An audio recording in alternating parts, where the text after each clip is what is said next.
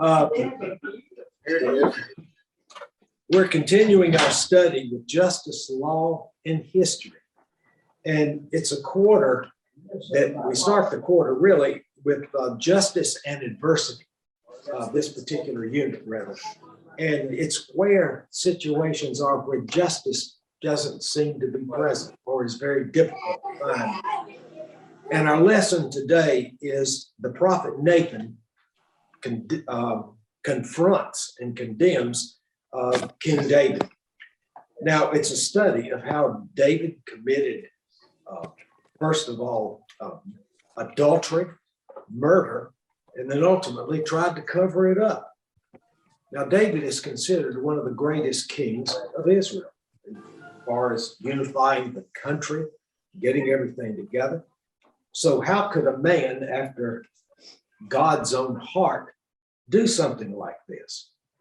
And what do we take away from the lesson? What do we learn from this particular incident? Now, the background to the scripture first, before I read the scripture that's listed in our annual, is from 2 Samuel 11. This is the chapter 4:12 when Nathan confronts David. In chapters 11, 1 through 27, we have David's sin outlined. First of all, David is lazy. A lot of the commentaries indicates that he stayed back in the palace while he let Joab command his troops in the field. What he was trying to do is attack the Ammonite cities, and there was one particular one. So he stays in Jerusalem, and then he gets up late. I think in the passage, noontime or something like that. And it's at a time normally when battles start after the winter season, when the weather starts to warm. That was the time when armies take the field. David stayed back at the palace. And in 11, 2 through 5, we get to the point where he sees Bathsheba and he feels lust towards her. He's looking down from his palace window and she's bathing. I got an idea from the roof of her house. And he watches this beautiful woman bathe. And so he sends to know who she is at the palace. And he finds out that Bathsheba is married to Uriah, one of his loyal soldiers who's away with Joab fighting in the field. So, knowing that she's married and that to one of David's own soldiers, he sends for her to the palace. And Bathsheba comes and he sleeps with her. So, along with the lust, you have the adultery. And now there's another thing that's interesting in the commentaries. It says that there is a ritual washing that a woman would do, a wife would do after her menstrual period, before she would begin marital relations with her husband. And when she was bathing on the roof, it could have been this particular ritual bathing that she was engaged in. Now, it does make a difference. It's whether she had gotten pregnant before then, but no. And so she sends word, she goes back to her house and sends word to David she's pregnant. Now, there's one thing that I haven't been able to find in either commentary or the scriptures. How complicit is Bathsheba in this? Did she know he'd be looking? Does she try to lead him on? And that's not in the scriptures. He's the king. He can order her to do anything that he wants her to do, pretty much. Of course, she can refuse. I know all that. But it's not in the scriptures exactly how complicit, only that she does it, just the act. And so once David finds out that she's pregnant, first of all, you have the sin of deceit. Adultery involves both then and now a good bit of lying.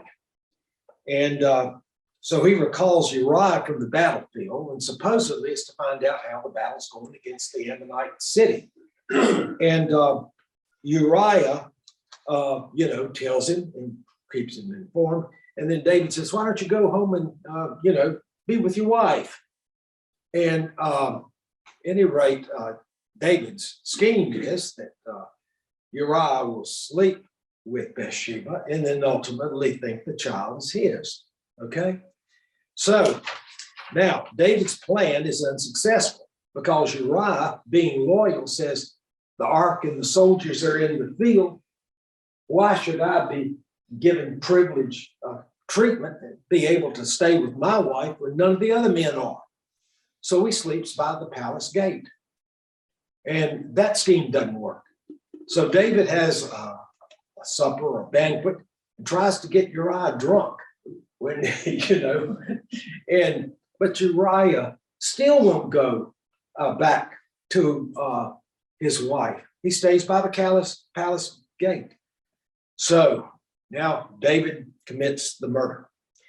And he sends, after Uriah refused twice to go with his wife, he sends a sealed letter to Joab and lets Uriah carry his own death warrant. And Joab is told that he wants Uriah placed at the very forefront of the enemy, and that where he will certainly be killed. It's an act of murder. And I was curious about the account in the King James Version, which is what we use. And mainly it describes how the murder was accomplished, how we put it at the forefront of the troops. In the Tanakh, which is the Jewish version of our, Old Testament, and using the same material, describes it in a little more detail. And there are two different ways. One, that they came rushing out of, the Ammonites came rushing out of the gate, and they were chased back, and their soldiers were on the top of the wall waiting on them and, shot down on them. But the other one is that they just were trying to breach the wall in the worst place where their best soldiers were located. But it really doesn't matter because Uriah is killed. And Joab sends a report back to David. And the report, first of all, starts out with how the battles are going. And then almost, oh, by the way, Uriah was killed in the battle. So David now knows that he can marry Bathsheba. Not quite, because she's in mourning. She has to be in mourning.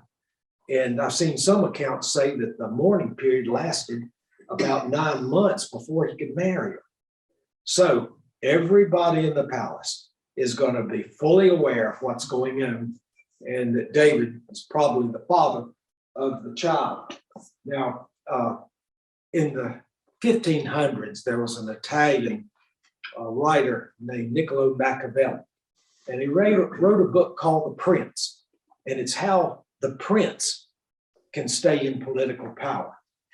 And one part of it was that just jumped out at me was he said that the prince must not engage in behavior to cause people either to hate him or to show contempt for him. So everybody around David's going to know what happened and what he's doing and exactly what he's doing. And they couldn't help but feel contempt.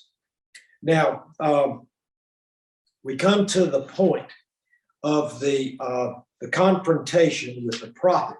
The Lord sends the prophet Nathan to confront David. And this is in the first part of chapter 12 of the 2nd Samuel. Now, the way that the prophet Nathan approaches King David is, I have a petition for you, of something that's happened in your kingdom, and you as the king should decide it. David doesn't know he's going to be condemning himself. So here's the verse. And the Lord sent Nathan to David. He came to him and said to him, there were 2 men in a certain city, one rich and the other poor. The rich man had a very many flocks and herds, but the poor man had nothing but one little ewe lamb, which he had bought. He brought it up, and it grew up with him and his children. It used to eat of his meager fare, drink from his cup, and lie in his bosom, and it was like a daughter to him. Now there came a traveler to the rich man, And he was loath to take one of his own flock and herd to prepare for the wayfarer who had come to him. But he took the poor man's lamb and prepared that for the guest who had come to him. Then David's anger was greatly kindled against the man. He said to Nathan, "As the Lord lives, the man who has done this deserves to die. He shall restore the lamb fourfold because he did this thing, because he had no pity." Nathan said to David, "You are the man. Thus says the Lord, the God of Israel, I anointed you king over Israel, and I rescued you from the hands of Saul. I gave you your master's house and your master's wives into your bosom, and gave you the house of Israel and Judah. And if that had been too little, I would have added as much more. Why you have despised the word of the Lord to do what is evil in his sight. You have struck down Uriah the Hittite with the sword, and have taken his wife to be your wife, and have killed him with the sword of the Ammonites." David said to Nathan, "I've sinned against the Lord." Nathan said to David, "Now the Lord has put away your sin. You shall not die. Nevertheless, because by this deed you have utterly scorned the Lord, the child that is born to you shall die." Now, David finds that once that he has sinned and confessed, and the Lord's forgiven him, he doesn't skip the penalty. And the penalty is severe indeed. First of all, the child dies. And David weeps. He begs the Lord to spare the child for 7 days, but the child dies anyway. And then within David, see, he has many wives. In David's own family, it's turmoil for the rest of David's life. I think a brother rapes his half sister, telling her that he needs her to come help him when he's sick. And he rapes her. And then the woman's brother swears that he'll kill the person who did it. And turmoil within the family. There's a plague that sweeps over the land, taking away thousands. So David, and the book ends, I think, with a plague. It's like it's happening, but David never gets a moment of peace after that. And not only that, David will not be honored with building the temple. That will pass to Solomon, who is also a son by David of Bathsheba. And of course, Christ is of the house and lineage of David, as you know. So, what do we learn from the scriptures? What do we learn from the lesson to take away from it? There's the obvious lessons that we know about. We shouldn't commit adultery. We shouldn't commit murder. And in getting what we want, to what lengths are we willing to go to get it?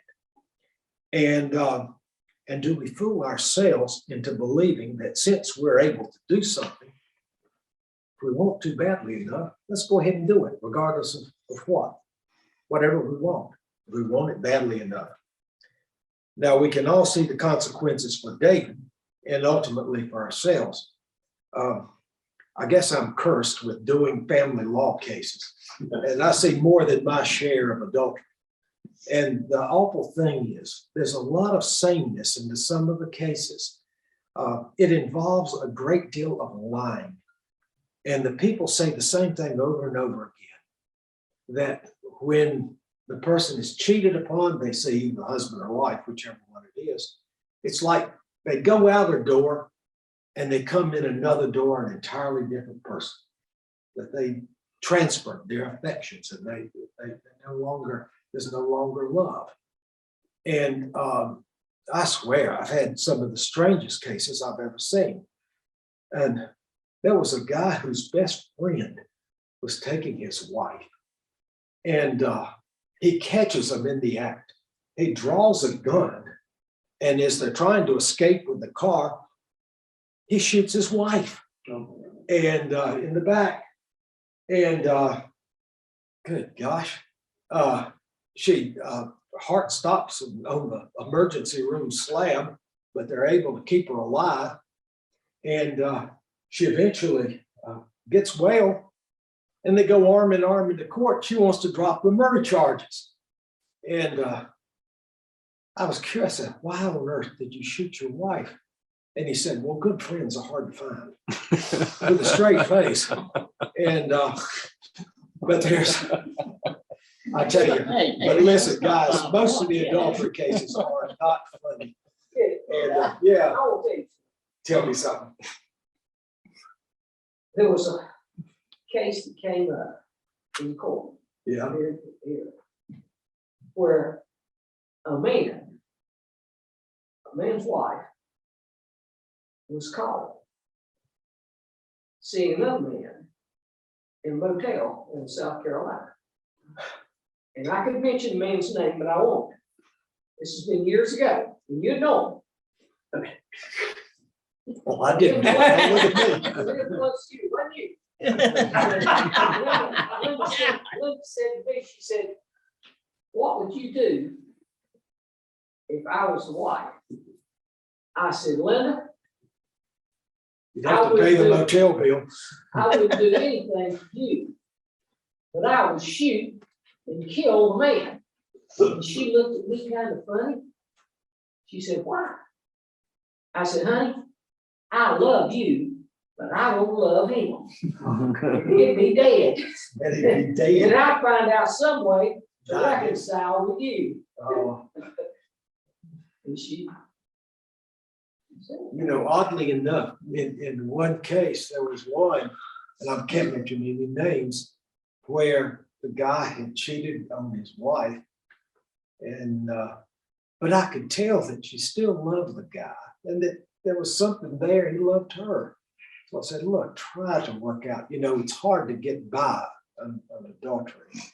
And, you know, because it just does something to a person's ego. And so at any rate, I didn't hear anything else from him. And years later, I'm coming out of the post office, and this woman who I thought I'd never seen before grabs me and hugs me and said, I took your advice, and my husband and I are happier than we've ever been in marriage. That doesn't happen very often. And that's the only case I can remember. And but gosh, if you've ever seen it, and I seen it happen to a good friend of mine. And I told him, I said, they've been married 30 some years. And I said, look, all the indications are there. She says that she wants to get away by herself. She's losing weight. She's buying new clothes.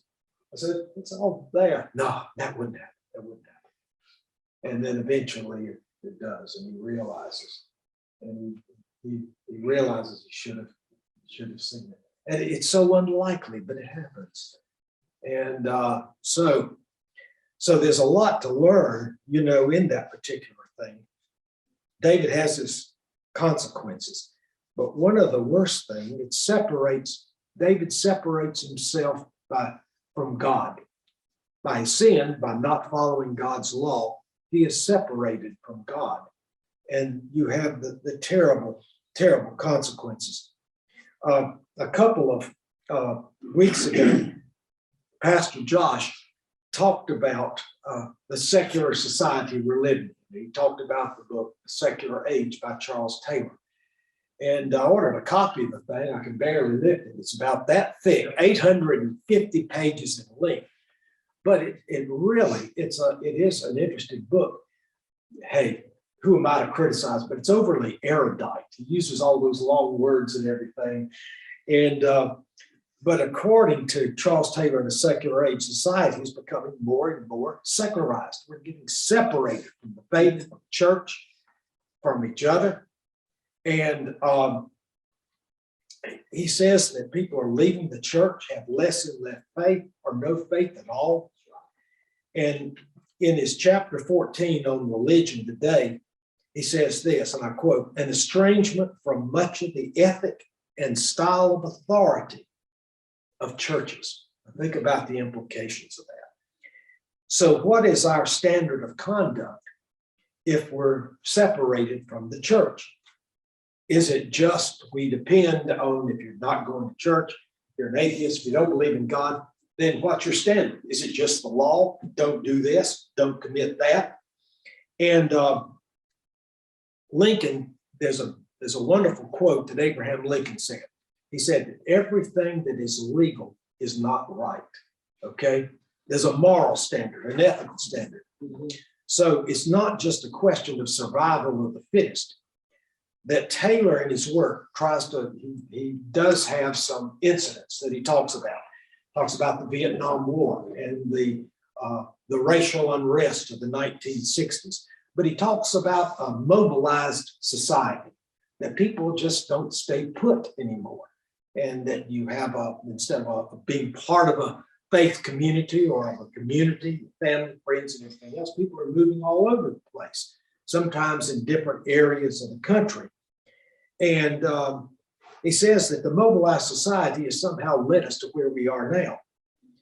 Now, there is an alternative.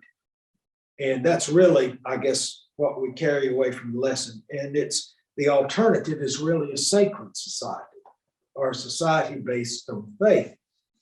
And I was telling my wife, Bunny, about the lesson. She said, well, wait a minute. T.S. Eliot said some of the same things back in 1939. He delivered a series of lectures at Cambridge University called Toward a Christian Society. And she says, I wrote my thesis on it. Now, I hate to say this, but I'd never gotten her thesis out. And read it. I thought it for a master's. And I thought I better take a look at it. And it talks about T.S. Eliot's ideas towards a Christian society and why he felt like it was so very important. Now, this thing, even the title puts you to sleep. T.S. Eliot and the Metaphor of the City, Man's Discontinuity in the Wasteland and the Idea of a Christian Society. And so I started reading the thing in preparation of the lesson today. And I went back and told my wife, I said, honest, honey, I didn't know you were that smart. I hope I don't, when my wife is released from the hospital, I don't take her place, you know. So, any rate, she was saying that Eliot did the same thing in these 3 lectures on Cambridge. Now, the one thing about T.S. Eliot, he speaks simply. He doesn't use the long words, and he tries to make sense. And he titles the essay Toward a Christian Society. And Eliot argues that the Christian religion must be, quote, primarily a matter of behavior and habit, must be integrated with its social life, with its business, and with its pleasures. Okay? It's like an outlet, an attitude, a belief. What we do, how we think, how we perform, must be the consequence of formed habits of Christian versus non-Christian alternatives when we have moments of choice. Now, Eliot says in his lectures that he realizes that we're not a society of saints. We're not all saints, but of ordinary people. And that many of us will frequently perform unchristian acts. But he says, in doing it, don't ever rationalize it. That's another thing about David's lesson, the way he rationalizes it. You know, hey, in a war, people get killed. That's the way he rationalized it, you know. But he planned it. That's the only problem. And to be a truly Christian society, Eliot said this, the great majority of sheep must be a member of the same fold. Isn't that a great way of putting it? To be a member of a Christian society, first of all, we must have faith. To be a member of a Christian Presbyterian society, we must have faith, and we must also think and study. You know, that's me. That's not Eliot. And we really should learn and pay attention to everything that's going on around us. And Dave's wife talked about Simon and Garfunkel's The Sound of Silence, about how people were talking without speaking or hearing without listening, that we've got to be more attuned. And the test of being a member of a Christian society is how we think and how we react in a Christian way to what is going on around us. And that's including questioning our own motives, looking inward. It was Dag Hammarskjöld who said the most difficult journey we take in life is the journey inward. So the opposite of a Christian society is not a non-Christian society, but a neutral society, according to Eliot, one that is without faith, without Christian morals or ethics, or without a belief in what Jesus taught us, that we must believe in God and love our neighbors. That marriage ceremony that I went to yesterday in the group chapel, the bride and the groom selected, I think, the passage from Matthew 22, where Christ is confronted by the temple lawyer. He said, "What's the greatest commandment?" And he said, Christ said, "Love your God with all your soul, with all your heart, with all your mind." And the second, love your neighbor as yourself. And on those two commandments, all the rest of the commandments rest. And so what we need to do is to put our beliefs into action. Money, honey.